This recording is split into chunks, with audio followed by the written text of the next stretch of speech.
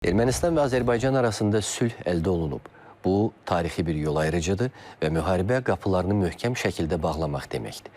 Ermənistanın baş naziri Nikol Paşinyan xalqa müraciətində bu fikri səsləndirib.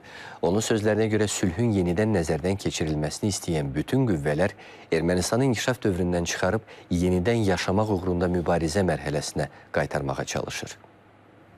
Koçaryan, Karapetyan və Çarukyan Koçaryan, Karapetyan və Çarukyan tərəfindən idarə olunan qüvvələr Ermənistan və Azərbaycan arasında əldə edilən sülhün yenidən nəzərdən keçirilməsi siyasətini qəbul ediblər. Bu isə onların müharibənin qapılarını açmaq yolu ilə getdiyini göstərir. Həmin qüvvələr bildirirlər ki, mövcud sülhü yenidən nəzərdən keçirəcəklər. Bu isə bir mənalı şəkildə o deməkdir ki, onlar yalnız müharibənin qapılarını açmır, eyni zamanda onu qaçılmaz edir. Bu, Ermənistanın təhlükəsizliyi üçün tale yüklü bir təhdiddir. Sülhün yenidən nəzərdən keçirilməsi ideyasını irəli sürənlər əslində xarici ölkələrin emissarlarıdır.